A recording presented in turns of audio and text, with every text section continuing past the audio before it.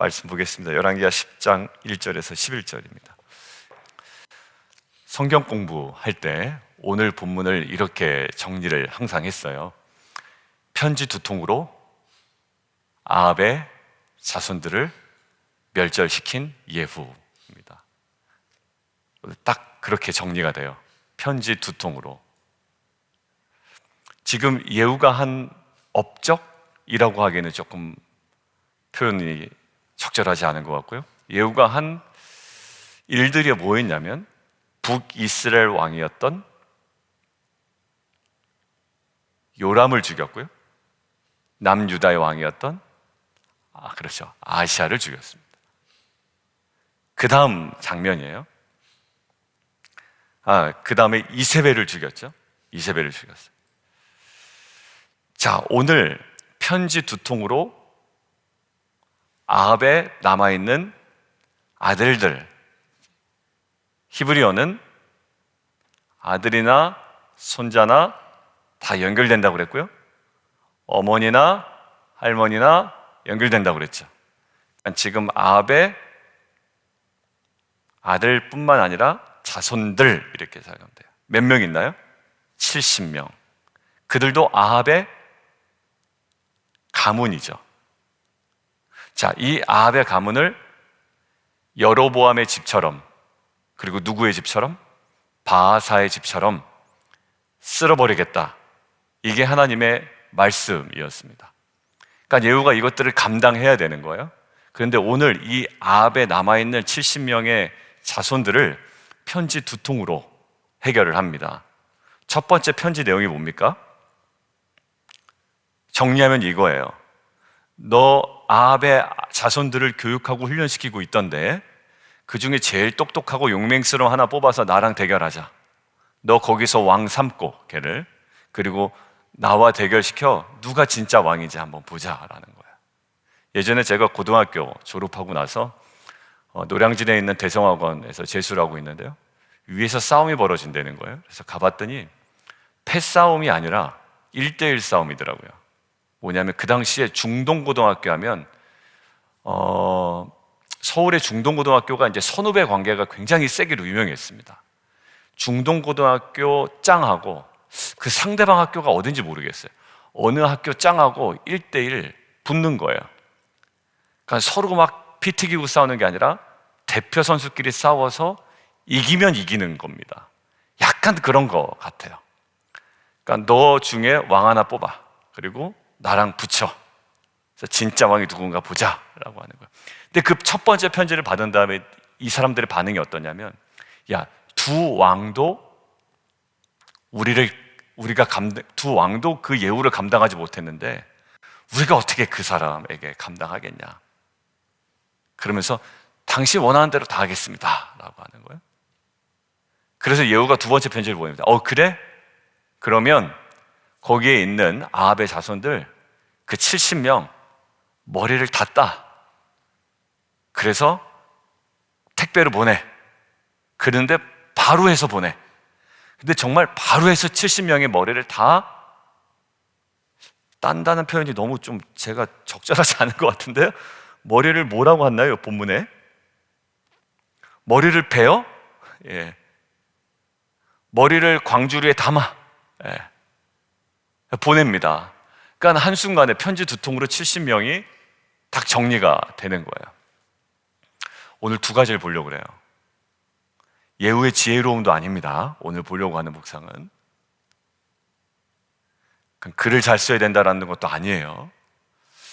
자, 첫 번째는요, 이 아합의 왕자 70명을 훈련시키고 교육시키던, 어떻게 보면 아합의 가문들의 굉장히 중추적인 역할을 하던 이 사람들의 고백이에요. 왜냐하면 사람의 신앙은 그 고백에 있거든요. 이 사람이 어떤 이야기를 하는가라는 것들을 들어보면 알아요. 근데 오늘 보세요. 첫 번째 편지를 보내고 이 사람들의 마지막 발언이 무엇인가? 오늘 5절에 함께 보겠습니다. 왕궁을 책임지는 자와 그 성읍을 책임지는 자와 장로들과 왕자를 교육하는 자들이, 그러니까 한 사람의 발언이 아니었던 거예요. 요 자들, 이 복수의 이 인원들이 예후에게 답장을 보냅니다. 이르되 우리는 당신의 종이라 당신이 말하는 것을 우리가 행하고 어떤 사람이든지 왕으로 세우지 아니하리니. 그러니까 왕 하나 뽑아 나랑 대결하자, 진짜 왕이 누군지 한번 보자 라고 했더니 아니요, 그렇게 하지 않겠습니다. 당신의 종입니다. 우리는 당신이 말하는 것을 우리가 행하겠습니다. 자, 여기 이제 핵심이에요. 여러분들 저를 보세요. 아합의 가문을 죽이는 것은 누구의 뜻입니까?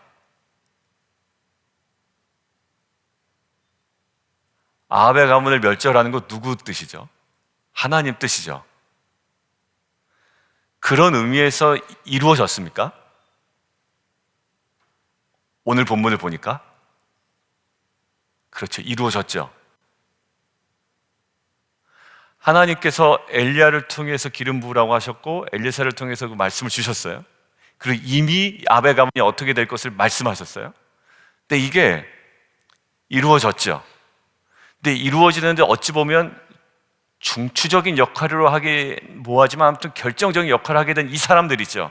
아합의 자손들을 목을 다 베어서 갖다 바쳤잖아요.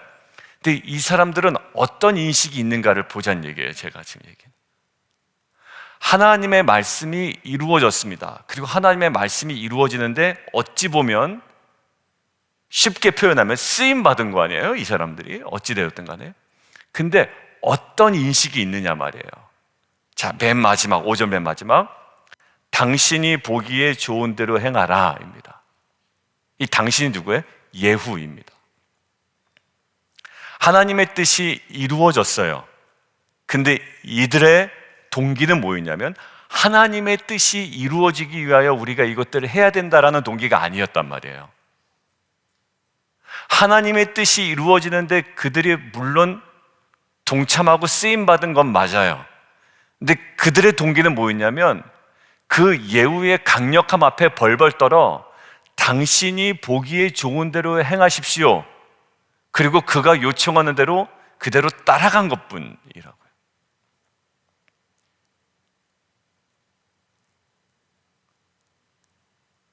여기서 두 인물이 생각이 나더라고요. 스탠스가 애매하죠? 자, 제 질문 하나 할게요. 예수님은 이 땅 가운데 오셔서 저를 보세요. 십자가에 매달리셔야 되나요? 그래야 됩니까? 예수님이 이 땅에 오셔서 십자가 매달리셔야 돼요? 맞죠? 그게 누구 뜻이에요? 마치 지금 아합이 다 죽는 하나님의 뜻이죠. 그럼 가룟 유다가 예수님을 매다는데 결정적 역할을 했습니까? 했죠. 근데 그는 하나님의 뜻을 이루기 위하여 한 겁니까? 아니죠.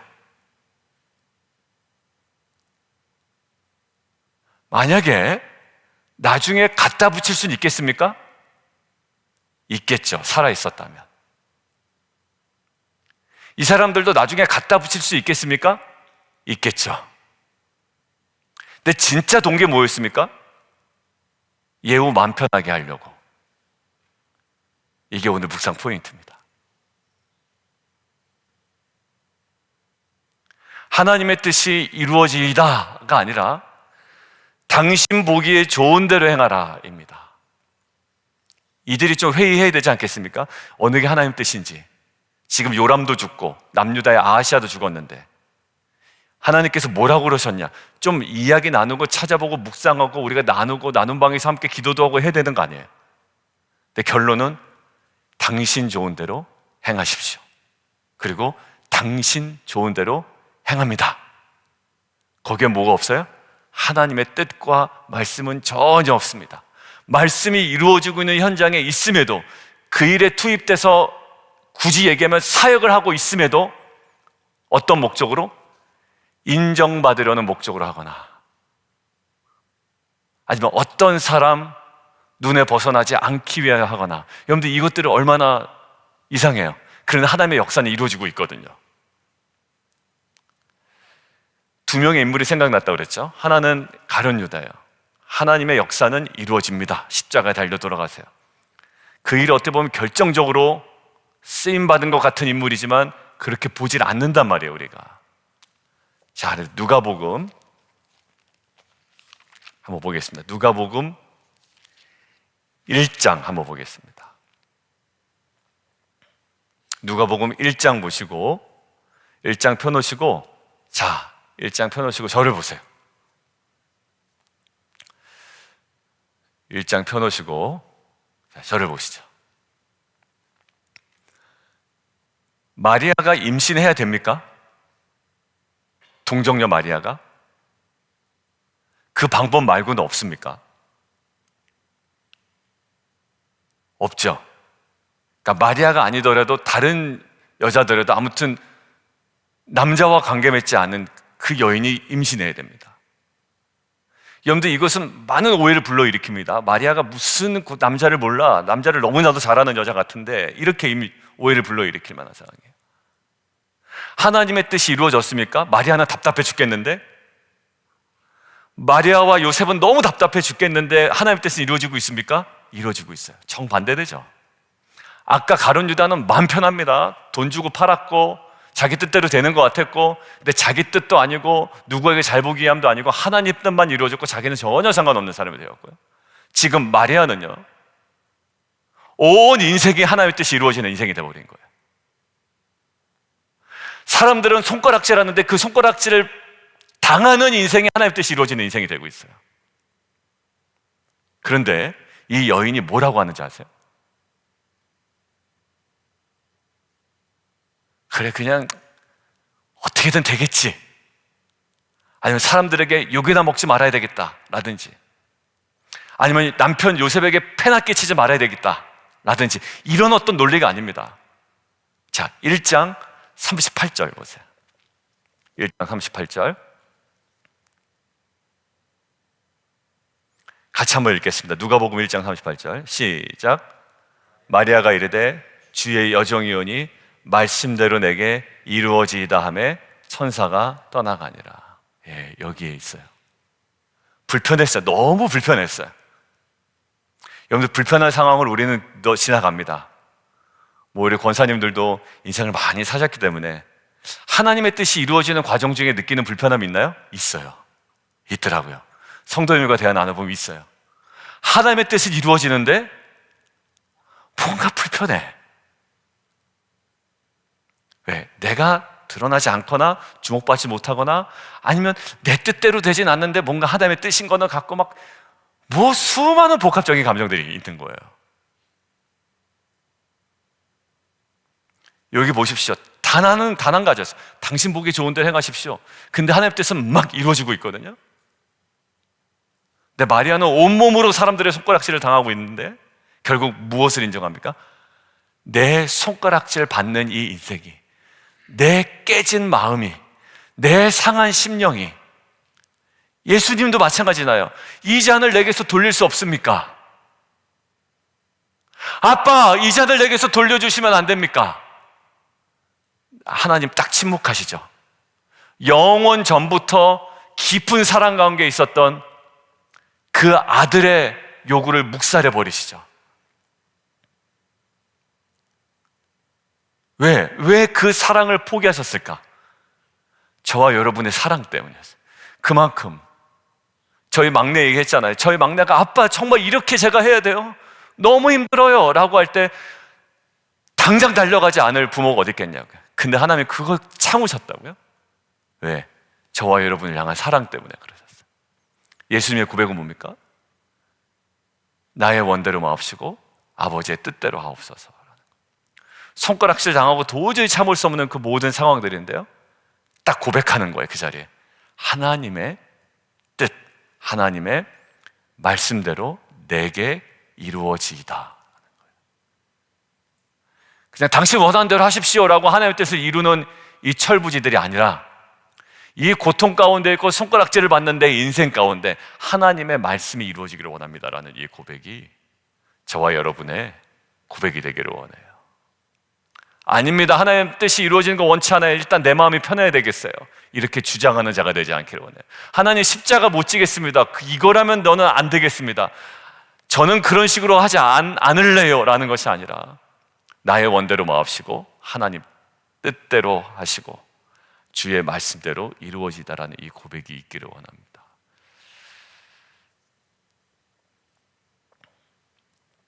그리고 두 번째 짧게 보고 마치는 게 있는데요. 예후가 이상해요. 잘한다 잘한다 했는데 조금 선을 넘어가는 것 같아요. 어느 부분일까요? 70명의 왕자의 머리를 담아서 보냈죠. 그런데 거기 동그라미 쳐놓으세요.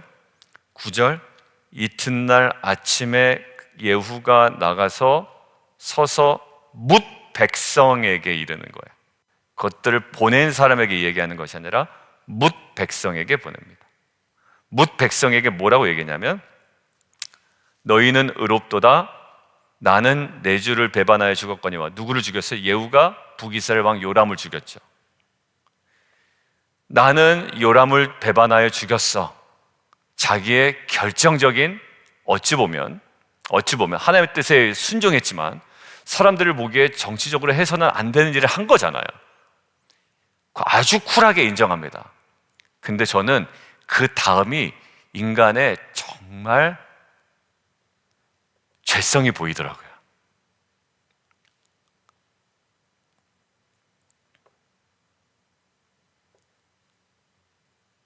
자신의 잘못을 고백합니다.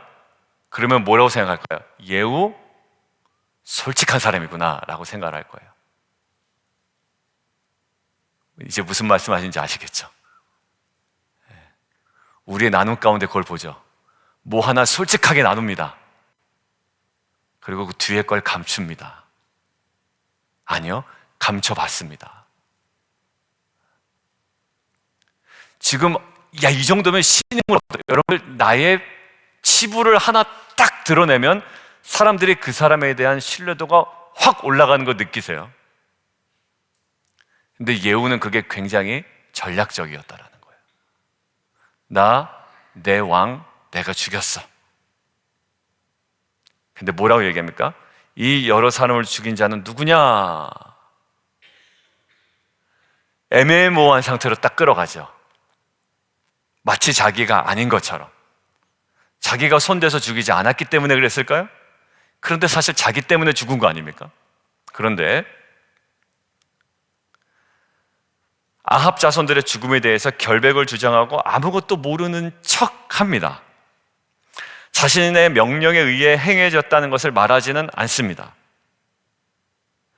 대신에 그는 요람 왕을 죽인 것에 대한 자신의 책임에 대해서는 백성들에게 정직했기 때문에 백성들은 그가 그들에 대하여 정직하기 때문에 이 대량 학살에 대해서도 결백하다고 생각을 했을 거예요.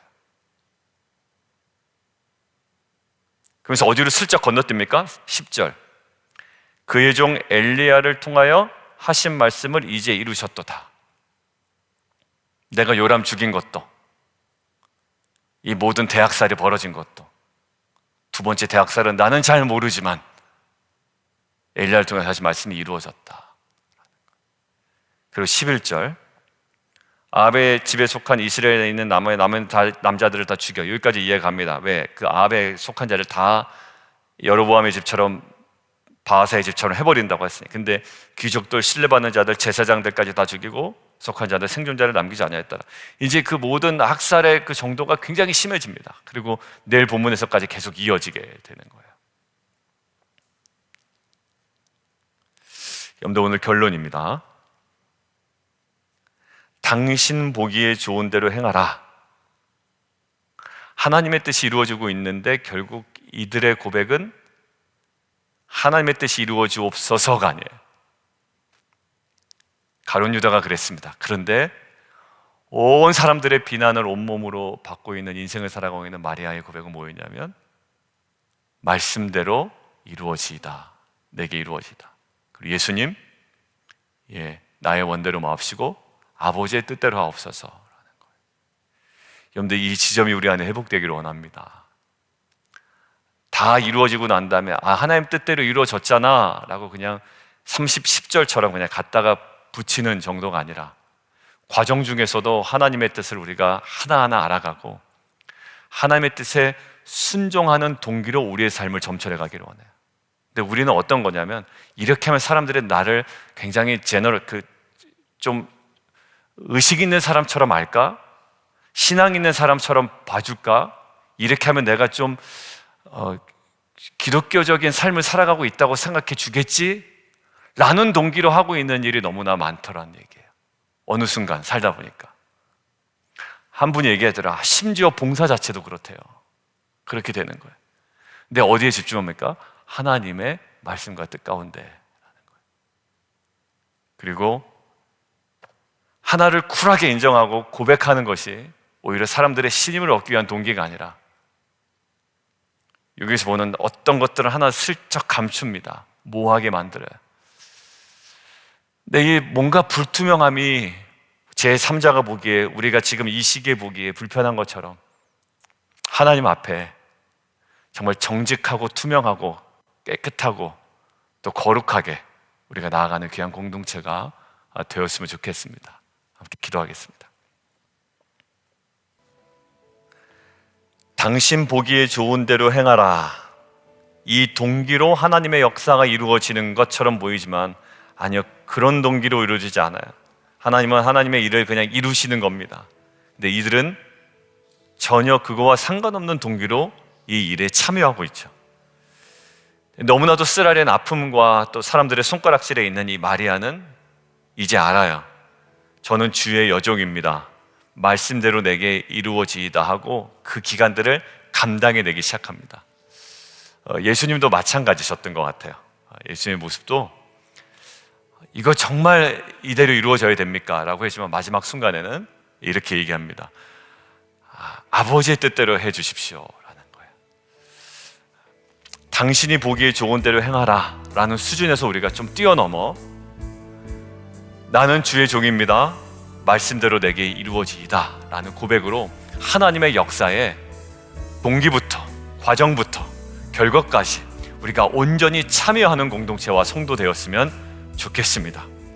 그리고 하나 쿨하게 자신의 잘못을 인정하는 나눔으로 사람들에게 환심을 사려는 의도가 아니라 이제는 그 모든 것들을 정치적인 계산을 다 뛰어넘어 하나님 앞에 정직하고 또 거룩하게 온전히 서 나아가는 저와 여러분이 되기를 원합니다. 이 시간 주님 이름 한번 부르고 함께 기도하며 나아가도록 하겠습니다.